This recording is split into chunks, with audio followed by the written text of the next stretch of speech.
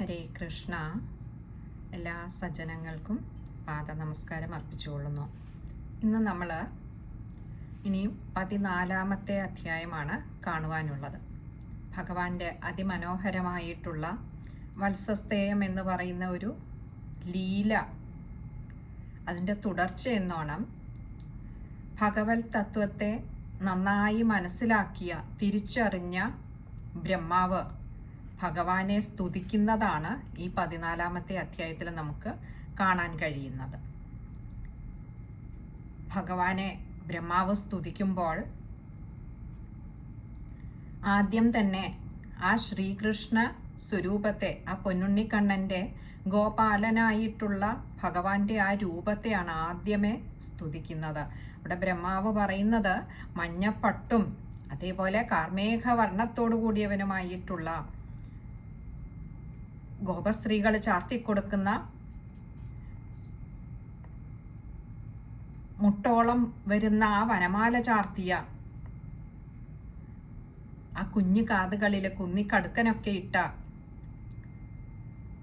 ഇളം മയിൽപ്പീലി അങ്ങനെ ശിരസിൻ്റെ ആ ഭാണ്ഡത്തെ അലങ്കരിക്കുന്ന, കയ്യിലാകട്ടെ കൊമ്പും കോലുമൊക്കെ പിടിച്ച് ആ ഓടക്കുഴൽ പിടിച്ച് നടക്കുന്ന, തന്നെയുമല്ല ഇപ്പോൾ എന്താ ബ്രഹ്മാവ് കണ്ടുകൊണ്ടിരുന്നത്, അവിടെ പകുതി ഉണ്ട ഒരു ചോറുരുളയുമായിട്ട്, കുഞ്ഞിക്കൈയിൽ ആ ചോറുരുള, പകുതി കഴിച്ച ചോറുരുളയുമായിട്ട് തൻ്റെ ഗോക്കളെയും തൻ്റെ കൂട്ടുകാരെയും ഒക്കെ തേടി നടക്കുന്ന ആ പൊന്നുണ്ണിക്കണ്ണനെയാണ് കണ്ടുകൊണ്ടിരുന്നത്. അങ്ങനെയുള്ള ആ ഉണ്ണിക്കണ്ണ, കൃഷ്ണ അവിടുത്തെ പാദങ്ങളിൽ ഞാൻ നമസ്കരിക്കുന്നു എന്ന് പറഞ്ഞ് വീണ് നമസ്കരിച്ചുകൊണ്ട് ബ്രഹ്മാവ് സ്തുതിക്കുന്നതാണ് ഈ 14-ാമത്തെ അധ്യായത്തിൽ.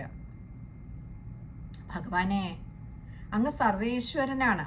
അങ്ങാകട്ടെ തൻ്റെ ഭക്തർക്ക് എല്ലാവിധത്തിലുമുള്ള അഭീഷ്ടങ്ങളെ നൽകുന്നതിന് വേണ്ടിയിട്ടാണ് ഈ ഒരു ശ്രീകൃഷ്ണ രൂപം സ്വീകരിച്ചിരിക്കുന്നത് തന്നെ. എന്നാലോ ഭഗവാൻ ഇപ്പോൾ എടുത്തിരിക്കുന്ന ഈ ഒരു രൂപത്തിൻ്റെ മഹത്വം അറിയാൻ എനിക്ക് കഴിയുന്നില്ല ഭഗവാനെ. ഞാൻ അങ്ങയെ വിചാരിച്ചത് വെറും ഒരു കാലിച്ചക്കൻ എന്നുള്ള ഭാവത്തിലാണല്ലോ. അങ്ങനെ എനിക്ക് തന്നെ ഈ രൂപത്തിൻ്റെ മഹത്വം അറിയാൻ കഴിയുന്നില്ല എന്നിരിക്കെ, അങ്ങയുടെ മായയാൽ മൂടപ്പെട്ട ഈ ലോകത്തിലുള്ള മറ്റു ജനങ്ങൾക്കൊക്കെ എങ്ങനെയാണ് ഭഗവാനെ അങ്ങയുടെ ഈ രൂപത്തിൻ്റെ പിന്നിലെ തത്വത്തെ, സത്വത്തെ അറിയുവാൻ കഴിയുന്നത്?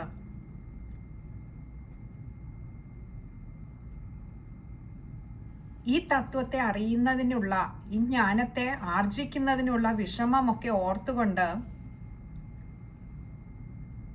അങ്ങയിലേക്ക് എത്തുവാൻ ഈ സാധാരണക്കാരായ ജനങ്ങൾ അതുകൊണ്ട് തന്നെ അങ്ങയുടെ ഓരോരോ ലീലകളെ സ്മരിച്ചുകൊണ്ടും അതുപോലെ തന്നെ കീർത്തിച്ചുകൊണ്ടുമൊക്കെ സത്തുക്കളായിട്ടുള്ള ആളുകൾ, ജ്ഞാനികൾ ചൊല്ലുന്ന അവിടുത്തെ ആ മഹത്വത്തെ അറിയുവാനായി ഭക്തി സാധനയിലൂടെ ശ്രമിച്ചുകൊണ്ടിരിക്കുകയാണ്. ഈ ഗോപസ്ത്രീകളും ചെയ്യുന്നതൊക്കെ അത് തന്നെയാണ്. നമ്മൾ ഉലൂഖല ബന്ധനം എന്ന ലീലയിലും കാണുന്നത് അതാണ്. അമ്മയായിട്ടുള്ള യശോദാമ പോലും അങ്ങയുടെ കുറുമ്പുകളെ ഒരു പാട്ടിൻ്റെ രൂപത്തിലാക്കി കീർത്തിച്ചുകൊണ്ടും സ്തുതിച്ചുകൊണ്ടും തൈര് കടയുന്ന യശോദാമയാണ് നമ്മൾ അവിടെ കാണുന്നത്. അപ്പോൾ ഈ ഗോപസ്ത്രീകൾക്ക് മുഴുവൻ ഭഗവാൻ എന്ന തത്വത്തെ അറിയുവാൻ കഴിയുന്നില്ലെങ്കിലും അവിടുത്തെ കുഞ്ഞു കുഞ്ഞു കുറുമ്പുകളെ, അവിടുത്തെ ലീലകളെ അത് കീർത്തിച്ചുകൊണ്ടും സ്മരിച്ചുകൊണ്ടുമൊക്കെ ഭക്തിയോടുകൂടി സദാ അവിടുത്തെ സേവ ചെയ്യുന്നതാണ്. അവരുടെ കർമ്മങ്ങളൊക്കെയും അതുകൊണ്ട് തന്നെ ഈ വിചാരത്തിൽ, ഈ മനനത്തിൽ അധിഷ്ഠിതമാണ്. ഭഗവാനെ അവിടുന്നാകട്ടെ ഇങ്ങനെയുള്ള ഈ ജനങ്ങൾക്ക് അധീനനായിട്ട് കഴിയുകയുമാണല്ലോ. സർവവ്യാപിയായിട്ടുള്ള ഭഗവാൻ ഈ ശ്രീകൃഷ്ണ രൂപമെടുത്തിവിടെ ഭൂമിയിൽ അവതരിച്ചപ്പോൾ ഗോപസ്ത്രീകളുടെ വാക്കുകളെ അനുസരിക്കുന്ന വെറും ഒരു കാലിച്ചക്കനായിട്ട് ഇവിടെ കഴിയുകയാണല്ലോ. ഭഗവാനെ, അവർ നൃത്തം ചെയ്യാൻ പറയുമ്പോൾ അങ്ങ് നൃത്തമാടുന്നു, അവർ പാട്ടുപാടാൻ പറഞ്ഞാൽ അങ്ങ് പാട്ടുപാടുന്നു. എന്തിനു വേണ്ടി? അവരുടെ കയ്യിൽ നിന്നും കിട്ടുന്ന ഒരിറ്റു വെണ്ണയ്ക്കായിട്ട്. ആ കുഞ്ഞു കൈക്കൊമ്പിളിൽ ഉരുട്ടിക്കൊടുക്കുന്ന വെണ്ണയ്ക്ക് വേണ്ടിയിട്ട്. കലർപ്പില്ലാത്ത പരിശുദ്ധമായിട്ടുള്ള വെണ്ണ, അത് മാത്രമാണ് അങ്ങേക്ക് വേണ്ടത്. അതിനുവേണ്ടി അങ്ങ് അവർക്ക് അധീനനായി കഴിയുകയാണല്ലോ. ഭഗവാനെ, സജ്ജനങ്ങൾക്ക് ശ്രേയസ്സിനെ കൊടുക്കുന്നത്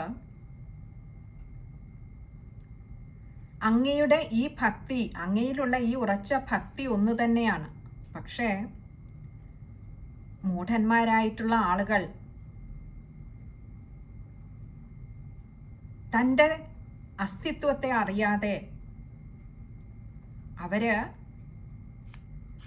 തൻ്റെ കഴിവാണ് തൻ്റെ ശ്രേയസ് എന്ന് ചിന്തിച്ചുകൊണ്ട് കഴിയുന്നു. ഇങ്ങനെയുള്ളവരാകട്ടെ, ഇവിടെ ബ്രഹ്മാവ് ഒരു ഉപമയും കൂടി പറയുന്നുണ്ട്. എന്താ? ധാന്യത്തെ വെടിഞ്ഞുകൊണ്ട് ഉമി കുത്തുന്നത് പോലെ വെറുതെ ക്ലേശിക്കുകയാണ് കിടന്ന്. സത്യത്തെ അറിയാതെ, അവിടുത്തെ മഹത്വത്തെ അറിയാതെ ക്ലേശിക്കുകയാണ്. അതേസമയം യോഗികളായിട്ടുള്ളവർ, ജ്ഞാനികളായിട്ടുള്ളവർ സർവകർമ്മങ്ങളും നിന്നിൽ അർപ്പിച്ച്, ഭഗവാനെ, ഇന്നിവിടെ ഈ ഗോകുലത്തിലുള്ളവർ ചെയ്യുന്നതും അത് തന്നെയാണ്. അവിടുത്തെ എല്ലാ കർമ്മങ്ങളും അവിടുന്ന് അർപ്പിച്ച് അവിടുത്തെ കഥാമൃതത്തെ നുകർന്നുകൊണ്ട് അവരൊക്കെ നിർമ്മല ചിത്തരായിട്ട് അവിടെ കഴിയുകയാണ്. സദാ അവിടുത്തെ ലീലകൾ തന്നെ മനസ്സിൽ ഉരുവിട്ടുകൊണ്ടിരിക്കുന്നത് കൊണ്ട്, വിചിന്തനം ചെയ്തുകൊണ്ടിരിക്കുന്നത് കൊണ്ട് തന്നെ അവരുടെ ഉള്ളിൽ അരുതാത്ത ചിന്തകൾക്കിടമില്ലാതെയാവുകയും ചിത്തം തെളിഞ്ഞ് അവിടുത്തെ ഈ കുറുമ്പുകളെ സദാ ആനന്ദിച്ചു കൊണ്ടിരിക്കുകയാണ്. അത് ഓർത്തോർത്ത് അവരുടെ ഓരോ നിമിഷവും ആനന്ദഭരിതമായിക്കൊണ്ടിരിക്കുകയാണ്. ബ്രഹ്മാവ് എന്നിട്ട് പറയുകയാണ്,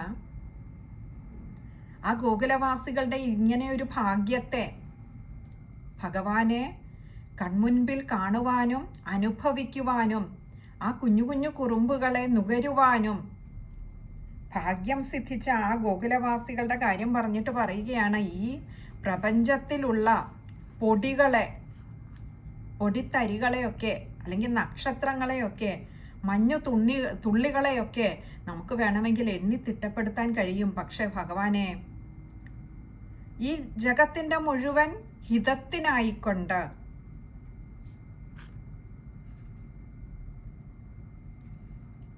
അങ്ങ് ഇങ്ങനെ ഒരു രൂപത്തെ സ്വീകരിച്ച അവിടുത്തെ ഈ ഒരു ഗുണങ്ങളെ, മഹിമയെ എണ്ണിത്തിട്ടപ്പെടുത്തുവാൻ ആർക്കാണ് കഴിയുന്നത്? കർമ്മഫലത്തെയൊക്കെ അനുഭവിച്ചും അതേപോലെ തന്നെ ഭഗവാനെ അവിടുന്നിൽ തന്നെ തൻ്റെ വാക്കിനെയും കർമ്മത്തെയും ഹൃദയത്തെയും എല്ലാം അവിടുത്തെ കൃപയ്ക്കു വേണ്ടി അർപ്പിച്ചുകൊണ്ട് ആരാണോ ഭഗവാനെ അങ്ങയെ ആശ്രയിക്കുന്നത് അവർക്ക് മാത്രമേ മുക്തിപദത്തിന് അർഹരായി തീരുവാൻ കഴിയുന്നുള്ളൂ. ഞാനാകട്ടെ അങ്ങയുടെ ഈ ഒരു മായയിൽ, അങ്ങയുടെ മായ കൊണ്ടാണ് എൻ്റെ ചിത്തത്തിൽ ആ ഒരു ഭ്രംശമുണ്ടായത്. അങ്ങ് വെറും ഒരു കാലിച്ചക്കനാണെന്ന് ഞാൻ ചിന്തിച്ചതും അവിടുത്തെ മായയാണ്. ആ മായയിൽപ്പെട്ട ഞാനാ അങ്ങയെ ഒന്ന് പരീക്ഷിക്കുവാൻ ഇറങ്ങിത്തിരിച്ചത്. ഭഗവാനെ, അങ്ങയുടെ മായ ഒരു തീപ്പൊരിയാണെങ്കിൽ ആ തീപ്പൊരിയോട്, ക്ഷമിക്കണം, അങ്ങയുടെ മായ ഒരു തീയാണെങ്കിൽ, അഗ്നിയാണെങ്കിൽ എൻ്റെ മായ വെറും തീപ്പൊരിയാണ്. അപ്പോൾ ആ തീയോട് കളിക്കുവാൻ ഇറങ്ങി പുറപ്പെടുന്ന തീപ്പൊരി പോലെയാണ് എൻ്റെ ഉള്ളിൽ നിറഞ്ഞു നിന്ന ആ മൂഢത്വം. അതും ഭഗവാനെ അവിടുത്തെ ഒരു മായ തന്നെയാണ് എന്നെ കൊണ്ട് ഇങ്ങനെയൊക്കെ ചെയ്യിച്ചത്. ഞാൻ എന്തൊരു മൂഢനാണ്, എന്തൊരു സാഹസമാണ് ഞാൻ കാണിച്ചത്. അവിടുന്ന് സൃഷ്ടിച്ച അവിടുത്തെ നാഭിയിൽ നിന്നും അവിടുത്തെ കുക്ഷിയിൽ നിന്നും ഉണ്ടായ ഞാനാകട്ടെ എൻ്റെ അജ്ഞത കൊണ്ട് ഞാനാണ് സൃഷ്ടാവെന്ന് ധരിച്ചുകൊണ്ട് എൻ്റെ ഉള്ളിൽ വർദ്ധിച്ചു വന്ന ആ രജോ ഗുണത്താൽ ഞാൻ ചെയ്ത ഈ തെറ്റ് ഭഗവാനെ അങ്ങ് പൊറുക്കേണമേ. ഞാൻ അനാഥനാണ്, എനിക്ക് മറ്റൊരു നാഥനില്ല. ഞാൻ സനാഥനാകുന്നത് അങ്ങയുടെ കൃപ കിട്ടുമ്പോൾ മാത്രമാണ്. അതുകൊണ്ട് ഭഗവാനെ ഇവിടുന്ന് ഈ അനാഥനായ ഈ ഉള്ളവനെ അവിടുന്ന് ഉപേക്ഷിക്കരുതേ. ഞാൻ യാതൊരു മഹത്വവും ഇല്ലാത്തവനാണ്, അഥവാ എന്നിൽ ഈ സൃഷ്ടികർമ്മം ഏൽപ്പിച്ചത് അങ്ങയുടെ മഹത്വം കൊണ്ടാണ്. എല്ലാ ബ്രഹ്മാണ്ട കോടികളിലും പരമാണുവിന് തുല്യമായി വിഹരിക്കുന്ന അങ്ങയുടെ ഈ മഹത്വം, അതിൻ്റെ ഒരു അംശം എൻ്റെ ഉള്ളിലും അങ്ങ് പകർന്നു തന്നതുകൊണ്ടാണ് ഞാൻ ഈ സൃഷ്ടികളൊക്കെ നടത്തുന്നത്. അങ്ങനെ ഇരിക്കെ അങ്ങയുടെ കുക്ഷിയിൽ നിന്നും പുറപ്പെട്ട ഞാൻ അവിടത്തോട് മാപ്പിരക്കുമ്പോൾ അങ്ങ് മാപ്പ് തരില്ലേ ഭഗവാനെ? കാരണം ഒരമ്മയുടെ ഗർഭത്തിൽ കിടക്കുന്ന കുഞ്ഞ് ചവിട്ടുമ്പോൾ ആ അമ്മയ്ക്ക് ആ കുഞ്ഞിനോട് തോന്നുന്നത് ഏതു വിധത്തിലുള്ള ഒരു വാത്സല്യമാണോ, സ്നേഹമാണോ? ഭഗവാനെ, ആ കരുതൽ, ആ വാത്സല്യം അവിടെ നീയുള്ളവനോടും കാണിക്കില്ലേ? അല്ലയോ ഭഗവാനെ, അവിടുന്ന് നാരായണനാണ്, ഈ വിശ്വത്തിന് മുഴുവൻ സാക്ഷിയായി വർത്തിക്കുന്നവനാണ്, ഈ ജഗത്തിലെ സർവ്വ ജീവജാലങ്ങൾക്കും ആത്മാവായി വർത്തിക്കുന്നവനാണ്.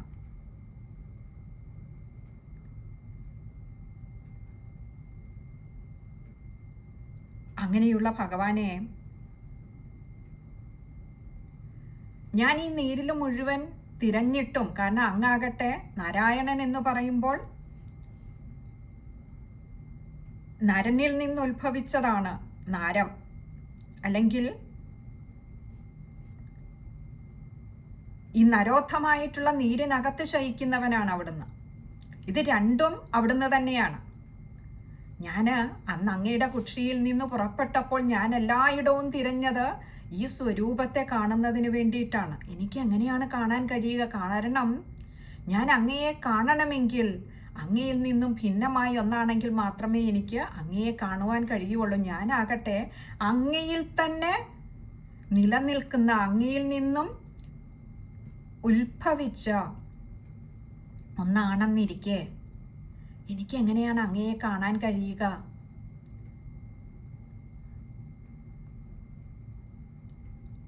അങ്ങനെ കാണാനായി ഞാൻ തേടി നടന്നത് അതും അവിടുത്തെ ഒരു മായ മാത്രമാണ്.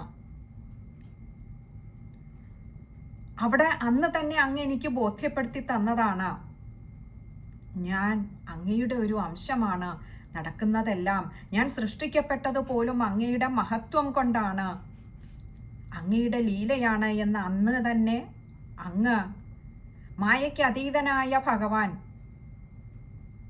അവിടുന്ന് എനിക്ക് കാണിച്ചു തന്നു. എന്നിട്ടും പക്ഷേ അങ്ങയുടെ മായയിൽ ഞാൻ പെട്ടുപോയല്ലോ ഭഗവാനെ. അങ്ങ് ഈ സൃഷ്ടിയും സ്ഥിതിയും സംഹാരവും എല്ലാം നടത്തുന്നതിന് വേണ്ടി അങ്ങയുടെ സ്വന്തം ഇച്ഛ കൊണ്ട് തന്നെയാണ് ഈ മായയെ അങ്ങ് സൃഷ്ടിച്ചത്. സൃഷ്ടി ചെയ്യുന്ന സമയത്ത് അങ്ങ് ഈ ഞാനായിട്ടും, അഥവാ എന്നിൽ സൃഷ്ടി ചെയ്യുന്നതിനുള്ള ശക്തിയായും, പാലനത്തിൽ അങ്ങ് ആ സൃഷ്ടിക്കപ്പെട്ടവയുടെയൊക്കെ പാലനത്തിൽ അങ്ങ് വിഷ്ണു സ്വരൂപനായിട്ടും, അവയുടെയൊക്കെ സംഹാരത്തിനായിക്കൊണ്ട് അങ്ങ് ശിവസ്വരൂപനായിട്ടും മാറുന്നുണ്ടല്ലോ. എല്ലാം അവിടുത്തെ ഈ മായ കൊണ്ട്. ഈ ഒരു സത്യത്തെ അറിയുവാൻ സാക്ഷാൽ ദേവന്മാർക്കോ ദേവതകൾക്കോ കഴിയുന്നില്ല എന്നുള്ളതാണ് ഭഗവാനെ സത്യം. പിന്നെ എങ്ങനെയാണ് സൃഷ്ടിക്കപ്പെട്ട മനുഷ്യർക്കും മറ്റ് തിര്യക്കുകൾക്കുമൊക്കെ അറിയുവാൻ കഴിയുന്നത്? അങ്ങ് എന്തിനു വേണ്ടി ഇപ്പോൾ അവതരിച്ചുവെന്ന് എനിക്കറിയാം ഭഗവാനെ. സജ്ജനങ്ങളുടെ പാലനത്തിനായിക്കൊണ്ട് അസത്തുക്കളായിട്ടുള്ളവരുടെ ഈ ദുരഹന്തയെ തകർക്കുന്നതിന് വേണ്ടി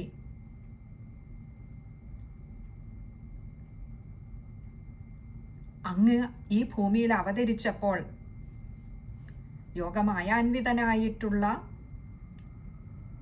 അങ്ങ് ഈ ജഗത്തിൽ എപ്പോൾ ഏത് തരത്തിലുള്ള ലീലകളാണ് കാണിക്കുക എന്ന് ഭഗവാനെ ആർക്കാണ് അറിയാൻ കഴിയുന്നത്?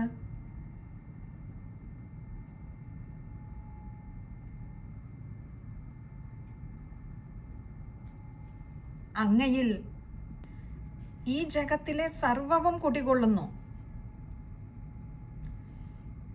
കാരണം അങ്ങയിൽ നിന്നും സൃഷ്ടിക്കപ്പെട്ടവയാണ് ഈ ജഗത്തിലുള്ളത് സർവ്വതും തന്നെയും.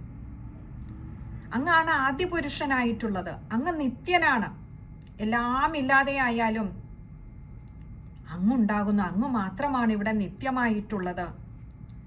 അങ്ങ് അവ്യയനാണ്. അങ്ങയ്ക്ക് യാതൊരു നാശവും ഉണ്ടാകുന്നില്ല.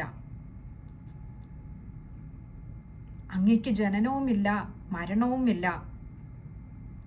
ആദിമധ്യാന്തങ്ങളില്ലാത്ത അങ്ങയിൽ അങ്ങ് അദ്വൈനാണ്, സ്വരാട്ടാണ്, സ്വയം പ്രകാശിക്കുന്നവനാണ്. മറ്റുള്ളവയെയൊക്കെ ആ പ്രകാശത്താൽ പ്രകാശിക്കുന്നതായി തോന്നിപ്പിച്ച് നിലനിർത്തി ഈ മായാരചിതമായിട്ടുള്ള ലോകത്തിൽ അങ്ങയുടെ മായയാൽ മോഹിതരായി ജീവജാലങ്ങളൊക്കെയും ഈ സംസാര സാഗരത്തെ കടക്കുന്നതിന് പ്രയാസമേറിയതാണ് എന്നറിഞ്ഞുകൊണ്ട് അങ്ങയുടെ ആ പാതാരവിന്ദങ്ങളെ തന്നെ ബുദ്ധിമത്തുക്കൾ ആശ്രയിക്കുന്നുണ്ടല്ലോ. മൂഢന്മാരാകട്ടെ കയറിനെ പാമ്പായി കാണുന്നത് പോലെ അവരിൽ എപ്പോഴാണോ ഈ സത്യം തെളിയുന്നത്, അങ്ങയുടെ മായ അവരിൽ നിന്നും തത്വം തെളിയുമ്പോൾ സ്വരാട് സ്വരൂപിയായ ഭഗവാനെ അവിടുന്ന് ബോധത്തെ, സത്യത്തെ വെളിപ്പെടുത്തുന്നത് പോലെ ആ അജ്ഞത നീങ്ങിക്കഴിയുമ്പോൾ പാമ്പല്ല, അത് കയറാണ് എന്ന് തിരിച്ചറിയുന്നു. അതിനാകട്ടെ അതിനും അവിടുത്തെ ഈ ഒരു കൃപയുണ്ടെങ്കിലേ ഈ മിഥ്യാസങ്കല്പത്തിൽ നിന്നും ജീവന്മാർ രക്ഷപ്പെടുന്നുള്ളൂ.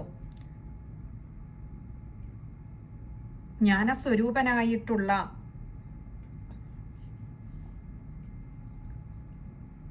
അങ്ങ് ജ്ഞാനത്തെ, ശരിയായ തത്വത്തെ തൻ്റെ ഭക്തർക്ക് തെളിയിച്ചു കൊടുക്കുകയും ചെയ്യുന്നു. അങ്ങനെയുള്ളവർക്ക് ദേഹമാണ് താനെന്നുള്ള അറിവില്ലായ്മ ബാധിക്കുന്നതുമില്ല.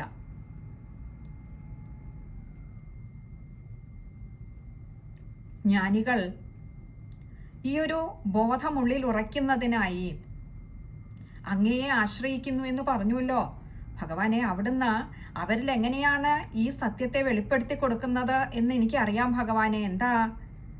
അതന്നിരാസം എന്ന് പറയുന്ന ഒരു യോഗ സാധനയിലൂടെയാണ് ഭഗവാൻ അവിടുന്ന് അവർക്ക് ഈ തത്വത്തെ ബോധ്യപ്പെടുത്തി കൊടുക്കുന്നത്.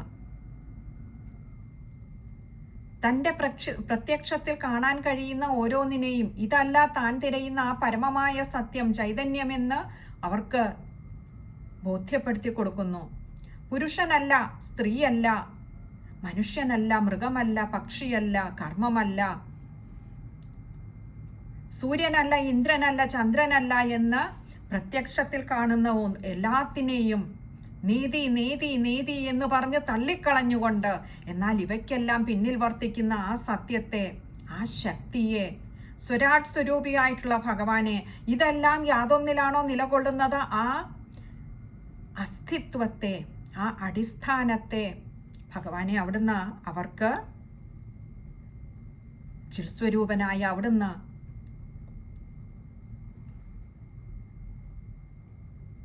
മനസ്സിലാക്കി കൊടുക്കുന്നുണ്ടല്ലോ ഭഗവാനെ. ഈ അറിവിനെ അവരുടെ ഉള്ളിൽ തെളിച്ചു കൊടുക്കുന്നുണ്ടല്ലോ.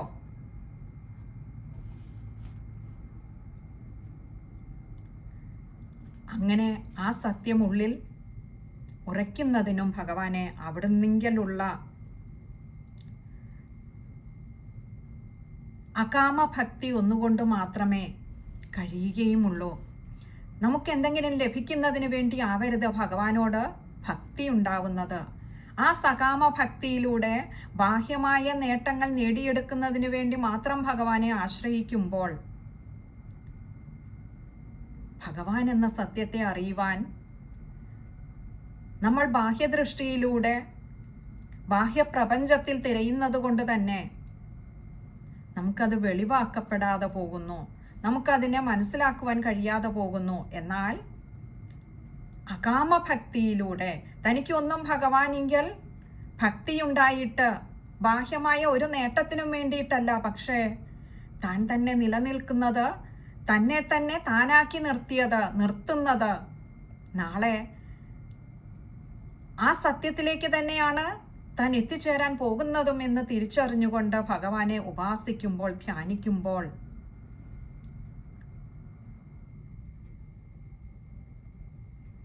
ഭഗവാനെ അങ്ങനെയുള്ള ഭക്തർക്ക് അവിടുന്ന്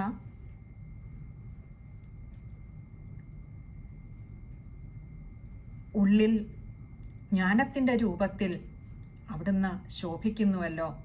അതിന് മനുഷ്യനാകണമെന്നില്ല, മൃഗമാകണമെന്നില്ല, പക്ഷിയാകണമെന്നില്ല.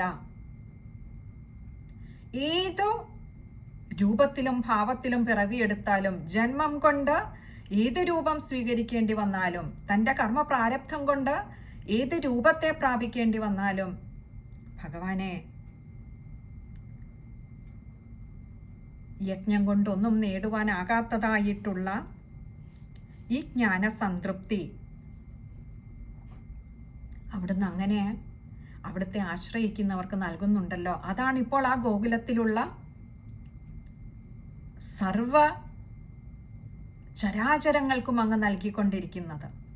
അവിടുത്തെ ആ സ്പർശമേൽക്കുവാൻ ഒരു മൺതരിക്ക് പോലും കഴിഞ്ഞുവെങ്കിൽ,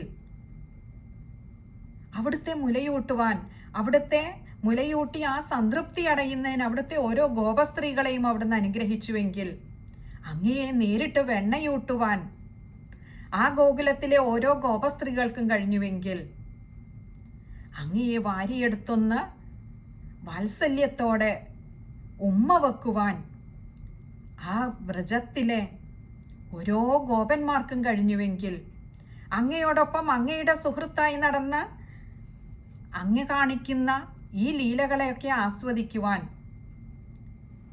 കുട്ടി ഗോപന്മാരായിട്ട്, ഗോപാലകന്മാരായിട്ട് പിറവിയെടുത്ത ആ ഗോകുലത്തിലെ ഓരോ കുട്ടികൾക്കും കഴിഞ്ഞുവെങ്കിൽ, ഭഗവാനെ അത് തന്നെയാണ് അവിടുന്ന് അവർക്ക് ചൊരിഞ്ഞ ഏറ്റവും വലിയ കൃപ, അനുഗ്രഹം. അവരൊക്കെ തങ്ങളുടെ ഇന്ദ്രിയങ്ങളിലൂടെ ഭഗവാനെ അവിടുത്തെ ആസ്വദിക്കുകയായിരുന്നു. 11 ഇന്ദ്രിയങ്ങൾക്കും അധിഷ്ഠാന ദേവനാണ് അവിടുന്ന്. അതുകൊണ്ടാണല്ലോ അങ്ങയെ സജ്ജനങ്ങൾ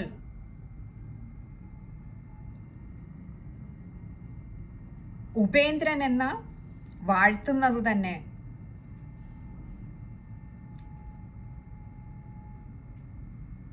ഈ ശിവനും ബ്രഹ്മനും പോലും ഈ ഇന്ദ്രിയങ്ങളുടെ അധിഷ്ഠാന ദേവതകളാണ്. അഹങ്കാരത്തിൻ്റെ അധിഷ്ഠാന ദേവതയാണ് ശിവൻ എന്ന് പറയുന്നത്. ബുദ്ധിദേവതയായിട്ടുള്ള ബ്രഹ്മാവ് ബുദ്ധിയുടെ അടിസ്ഥാന ദേവനാണ്. മനസ്സിൻ്റേത് ചന്ദ്രന്, അതേപോലെ ശ്രോത്രങ്ങളുടേത് ദിക്കുകൾ, ത്വക്കിൻ്റേത് വായു, കണ്ണുകളുടേത് സൂര്യൻ, നാവിൻ്റേത് വരുണൻ, നമ്മുടെ മൂക്കിൻ്റെയൊക്കെ നാസികകളുടെയൊക്കെ അശ്വിനി ദേവന്മാർ, വാക്കിൻ്റേത് വഹ്നി, അതുപോലെ കൈകളുടേത് ഇന്ദ്രൻ, പാദങ്ങളുടേത് ഉപേന്ദ്രൻ എന്നിങ്ങനെ 11 അധിഷ്ഠാന ദേവതകൾക്കും ദേവനായിട്ടുള്ള ഭഗവാനെ അവിടുന്ന് ഈ 11 ഇന്ദ്രിയങ്ങളിലൂടെയും അവിടുത്തെ ഭക്തർക്ക് അവിടുന്ന് സദാ ആനന്ദത്തെ പ്രദാനം ചെയ്തുകൊണ്ടിരിക്കുകയാണല്ലോ. ഗോകുലത്തിലെ ഓരോരുത്തർക്കും അവിടുന്ന് ഈ ഇന്ദ്രിയ സുഖങ്ങളിലൂടെ, ഇന്ദ്രിയങ്ങളിലൂടെ അവിടുത്തെ ആനന്ദത്തെ അവിടുന്ന് അനുഭവിപ്പിക്കുമാറായല്ലോ ഭഗവാനെ. എന്തിനേറെ ഭഗവാനെ, കപടവേഷം പൂണ്ടുകൊണ്ട് അങ്ങയെ മുലയൂട്ടുവാനായി വന്ന ആ പൂതനയ്ക്ക് പോലും അവിടുന്ന് ആ ഒരു ആനന്ദാനുഭൂതി പകർന്നു നൽകിയില്ലേ?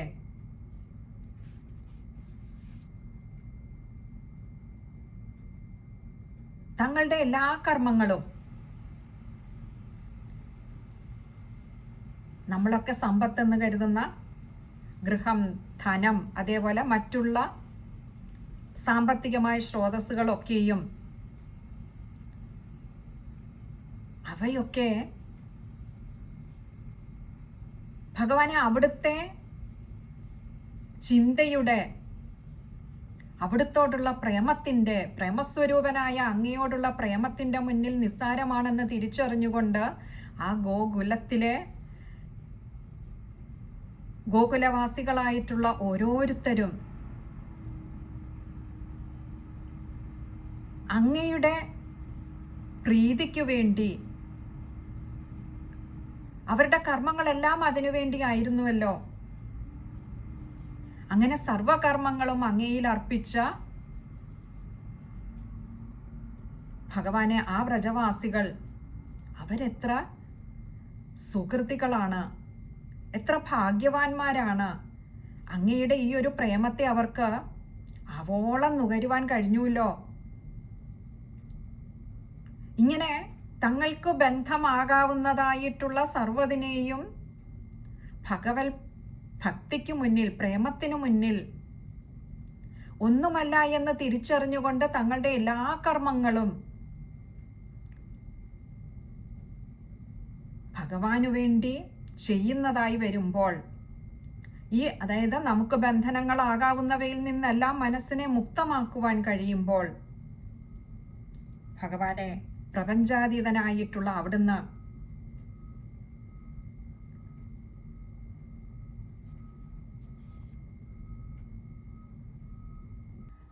അവരുടെ നിത്യജീവിതത്തിലുണ്ടാകുന്ന രാഗാദി പീഡകൾ പോലും ഭഗവാനെ അവിടുത്തെ ലീലയാണെന്ന് കണ്ടുകൊണ്ട് അവരതിനെയും സന്തോഷത്തോടുകൂടി സ്വീകരിക്കുന്നു. അവരതിലും ഒരു ആനന്ദത്തെ കണ്ടെത്തുന്നു. ഇങ്ങനെ മനസ്സുകൊണ്ടോ വാക്കുകൊണ്ടോ കർമ്മങ്ങൾ കൊണ്ടോ നിർവചിക്കുവാനാകാത്തതായിട്ടുള്ള മഹത്വം നിറഞ്ഞ ഭഗവാനെ അവിടുന്ന് സർവ്വതിനും സാക്ഷിയായി കുടികൊള്ളുന്ന സർവജ്ഞനായിട്ടുള്ള സർവേശനായിട്ടുള്ള അല്ലയോ ഭഗവാനെ, അവിടുത്തെ മഹത്വത്തെ ഇപ്പോൾ ഞാൻ മനസ്സിലാക്കിയിരിക്കുന്നു. ഈ ഉള്ളവൻ്റെ അവിവേകത്തെ അങ്ങ് പൊറുക്കേണമേ എന്ന് പറഞ്ഞ് വീണ് നമസ്കരിച്ചിട്ട് ഭഗവാന്റെ അനുഗ്രഹത്തോടുകൂടി, അനുവാദത്തോടുകൂടി ബ്രഹ്മാവ് തൻ്റെ ബ്രഹ്മലോകത്തിലേക്ക് പുറപ്പെടുകയാണ്. അപ്പോൾ ബ്രഹ്മാവ് തിരിച്ചേൽപ്പിച്ച ഈ കിടാങ്ങളും പശുക്കിടാങ്ങളും കുട്ടികളും തൻ്റെ സുഹൃത്തുക്കളായിട്ടുള്ള ഈ കുട്ടികളും ഒക്കെയായിട്ട് ഭഗവാൻ അവിടെ നിന്ന് വീണ്ടും ഗോകുലത്തിലേക്ക്, താങ്കളുടെ ഗൃഹത്തിലേക്ക് തിരിച്ചു വരുന്നു. അതിനു മുൻപ് ഇവിടെ ഭഗവാനെ തിരിച്ചേൽപ്പിച്ച തൻ്റെ പശുക്കിടാങ്ങളെയും കൂട്ടിക്കൊണ്ട് ആ പകുതിയുണ്ട ചോറുരുളയുമായി അവിടെ നിന്നായിരുന്നല്ലോ ഈ കുട്ടികളെല്ലാവരും കൂടി ഇരുന്ന് ചോറുണ്ടുകൊണ്ടിരിക്കുമ്പോൾ അവിടെ നിന്നും പകുതി കഴിച്ച ചോറുരുളയുമായി തൻ്റെ പശുക്കിടാങ്ങളെ തേടിപ്പോയ ഭഗവാൻ, ആ കൃഷ്ണൻ പശുക്കിടാങ്ങളുമായി തിരികെ വരുന്ന കണ്ടപ്പോൾ ഈ കുട്ടികളൊക്കെ പറയുകയാണ്, അല്ലേ കൃഷ്ണ, നീ എളുപ്പം വന്നുല്ലോ, നീ ഇപ്പോൾ അങ്ങോട്ട് പോയതല്ലേയുള്ളൂ.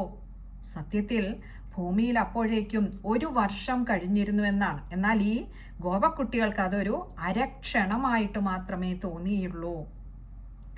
ഇത്രകാലം ബ്രഹ്മലോകത്ത് ബ്രഹ്മാവ് തൻ്റെ മായയാൽ ഒളിപ്പിച്ചു വെച്ചിരുന്ന ആ കുട്ടികൾക്കത് അരക്ഷണമായി തോന്നിയപ്പോൾ ഭൂമിയിൽ അപ്പോഴേക്കും 1 വർഷം കഴിഞ്ഞിരുന്നു. എന്നാലോ ഈ രൂപത്തിലെല്ലാം ഭഗവാൻ സ്വയം മാറിക്കൊണ്ട് ഇവിടെ ഈ ഗോകുലവാസികളെയൊക്കെ ഭഗവാൻ ആനന്ദിപ്പിക്കുകയായിരുന്നു. ഇങ്ങനെ ഭഗവാൻ തന്നെ പലതായി മാറിയിരുന്ന ആ രൂപങ്ങളൊക്കെ ഭഗവാനിലേക്ക് തന്നെ ഭഗവാൻ തിരികെ വലിച്ചെടുക്കുകയും ആ തൻ്റെ ചൈതന്യത്തെ ലയിപ്പിക്കുകയും ആ ഗോപക്കുട്ടികളും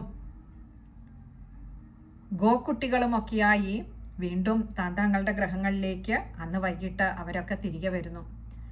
അങ്ങനെ വീണ്ടും വന്നിരുന്ന പാതിയുണ്ട ചോറുരുളയുമായി വന്ന കൃഷ്ണൻ അവരോടൊപ്പം ഇരുന്ന് ബാക്കി ഭക്ഷണം കഴിച്ചും അവരെ ആനന്ദിപ്പിച്ചു. എന്നിട്ട് വീടുകളിൽ തിരികെ എത്തിയപ്പോൾ ഈ കുട്ടികളൊക്കെ പറയുകയാണ്, അച്ഛനമ്മമാരോട് പറയുക, അമ്മ അറിഞ്ഞോ, കൃഷ്ണനില്ലേ വലിയൊരു പാമ്പിന്റെ രൂപത്തിൽ വന്ന അസുരനെ കൊന്നു. ഇങ്ങനെ പറഞ്ഞപ്പോൾ അതിനുശേഷം ഈ ഒരു വർഷത്തിനിടയ്ക്ക് നടന്നതൊക്കെ കുട്ടികൾ മറന്നിരിക്കുന്നു. അപ്പോഴാണ് പരീക്ഷിത് മഹാരാജാവ് ശ്രീശുക മഹർഷിയോട് ചോദിക്കുന്നത്, എന്തേ കുട്ടികൾ ഈ ഒരു വർഷം കാത്തിരുന്നു ഇങ്ങനെ ഒരു പെരുമ്പാമ്പിനെ കൊന്ന കഥ തങ്ങളുടെ രക്ഷിതാക്കളോട് പറയുവാൻ? അപ്പോഴാണ് ഈ കാലത്തിന്റെ വ്യത്യാസം, കാലസ്വരൂപനായിട്ടുള്ള ഭഗവാന്റെ മായയിൽപ്പെട്ട കുട്ടികൾക്ക് ഒരു വർഷം അരക്ഷണമായി മാറിയതും എല്ലാം വിസ്തരിച്ച് പറഞ്ഞു കൊടുക്കുന്നത്. ഇങ്ങനെ സ്ഥാവര ജംഗമാത്മകമായിട്ടുള്ള ഈ ജഗത്തെല്ലാം തന്നെയും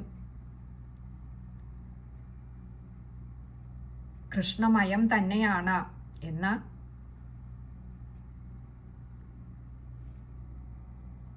നമുക്ക് ഈ ബ്രഹ്മാവിൻ്റെ സ്തുതിയിലൂടെ ശ്രീശുക മഹർഷി കാണിച്ചു തരികയാണ്. അതൊന്നു മാത്രമേ ഈ വിശ്വത്തിലുള്ളൂ, ഈ പ്രപഞ്ചത്തിലുള്ളൂ. ബാക്കി ഉണ്ടെന്ന് തോന്നുന്നതൊക്കെയും ഭഗവാന്റെ മായയാണ്. സത്യത്തെ കാണാൻ കഴിയാതെ പോകുന്നതും അസത്തായിട്ടുള്ള മായയിൽ മോഹിച്ച് നമ്മളൊക്കെ നടക്കുന്നതും ഒക്കെയും ഭഗവാന്റെ മായ എന്നുകൊണ്ട് മാത്രമാണ്. ഇങ്ങനെ ആ ഒരു കൗമാരത്തിലെ ലീലകളെയൊക്കെ ശ്രീശുക മഹർഷി പരീക്ഷിത് മഹാരാജാവിന് വർണ്ണിച്ചു കൊടുക്കുകയും ചെയ്യുന്നു. പിന്നീട് ഇങ്ങനെ ഓരോരോ ലീലകളും, സർപ്പത്തെ കൊന്നതും തുടങ്ങി ഓരോരോ ലീലകളും അങ്ങനെ വർണ്ണിച്ചു കൊടുക്കുകയാണ് ചെയ്യുന്നത്. നമുക്ക് അടുത്ത സത്സംഗം മുതൽക്ക് ഈ ബ്രഹ്മാവിൻ്റെ സ്തുതി ഓരോരോ ശ്ലോകങ്ങളിലായിട്ട് എങ്ങനെയാണ് ശ്രീശുക മഹർഷി ഭാഗവതത്തിൽ പറഞ്ഞിരിക്കുന്നത് എന്ന് നമുക്ക് നോക്കാം. ഇന്ന് നമ്മൾ പതിവ് പോലെ ആ ഒരു അധ്യായത്തിൻ്റെ കഥാസാരം പറഞ്ഞത് എന്താണ് ആ അധ്യായത്തിൽ ഉള്ളത് എന്ന് മനസ്സിലാക്കിക്കൊണ്ട് നമുക്കതിനെ ഓരോ ശ്ലോകത്തെയും ആസ്വദിക്കുന്നതിന് വേണ്ടിയിട്ടാണ്. പഞ്ചസാരയ്ക്ക് മധുരമാണ് എന്ന് പറയുമ്പോൾ ഒരിക്കൽ ആ പഞ്ചസാര വായിലിടുമ്പോൾ മാത്രമേ മധുരം എന്താണ് എന്ന് നമുക്ക് അറിയുവാൻ കഴിയുകയുള്ളൂ. അതുപോലെ ഈ ഒരു അധ്യായത്തിൻ്റെ ഭംഗി, അല്ലെങ്കിൽ ഈ ഒരു അധ്യായത്തിലൂടെ നമ്മൾ അനുഭവിക്കുന്ന സത്യത്തെ അറിയുമ്പോഴുള്ള ആ ഒരു ആനന്ദം, അത് ആനന്ദമാണ് ഈ ഒരു അധ്യായം മുഴുവൻ നിറച്ചു വെച്ചിരിക്കുന്നത് എന്ന് മനസ്സിലാക്കിക്കൊണ്ട് ആ അധ്യായത്തിലെ ഓരോ ശ്ലോകവും പഠിക്കുമ്പോൾ പഞ്ചസാരയുടെ മധുരം പോലെ സ്വർണത്തിന് മധുരവും കൂടി ചേർന്നാൽ എത്ര മനോഹരമാകുമോ, അതേപോലെ ഈ ശ്രീമദ് ഭാഗവതത്തിലെ ഓരോ ശ്ലോകത്തിലും ഒളിഞ്ഞിരിക്കുന്ന ആ ആനന്ദാനുഭൂതിയെ നമുക്ക് അനുഭവിക്കുവാൻ കഴിയും. അതുകൊണ്ട് ഈ കഥാസാരം മനസ്സിലാക്കിക്കൊണ്ട് അടുത്ത സത്സംഗം മുതൽക്ക് നമുക്ക് 14-ാമത്തെ അധ്യായത്തിലെ ഓരോരോ ശ്ലോകങ്ങളായിട്ട് കാണാം. അതുവരേക്കും എല്ലാ സജ്ജനങ്ങൾക്കും ഭഗവാൻ ഈ ഉള്ളവൾ ഉൾപ്പെടെയുള്ളവർക്ക് എല്ലാവർക്കും സൽബുദ്ധി തോന്നിപ്പിച്ചു തരയണമേ, സത്യത്തെ അറിയിപ്പിച്ചു തരയണമേ, തോന്നിപ്പിച്ചു തരയണമേ, ഭഗവാനിങ്കൽ ഉറച്ച ഭക്തി ഉണ്ടാകണമേ എന്ന് പ്രാർത്ഥിച്ചുകൊണ്ട് ഇന്നത്തെ ഈ സത്സംഗം ഭഗവാന്റെ പാദാരവിന്ദങ്ങളിൽ സമർപ്പിക്കാം. സർവത്ര ഗോവിന്ദനാമ സങ്കീർത്തനം, ഗോവിന്ദ ഗോവിന്ദ.